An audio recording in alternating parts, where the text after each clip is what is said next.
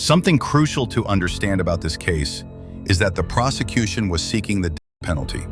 And in Idaho, that means something very different than in any other state. The last in Idaho took place in 2012, when convicted Richard Levitt was put to death by. But since then, Idaho, like much of the country, has struggled to obtain the drug used in. In response, Idaho lawmakers passed legislation allowing as a backup method if the chemicals aren't available. You heard that right. That stark reality raises the stakes for Bryan Kohberger.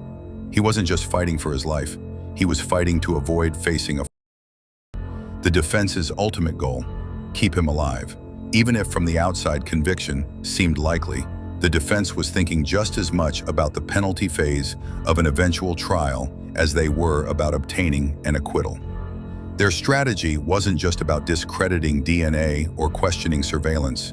They had to humanize Bryan Kohberger and make him more than a grim reaper accused of 4 brutal murders. They planned to emphasize his documented history of mental health struggles and addiction. They would highlight any accounts of childhood trauma or abuse. They would likely have called family members to the stand, people who could describe him as a son, a brother, a human being with flaws and vulnerabilities. In a death penalty case, the defense doesn't need to win over all 12 jurors. They just need one. One person willing to hesitate, to say that life in prison without parole is punishment enough. And that single vote could mean the difference between life and death.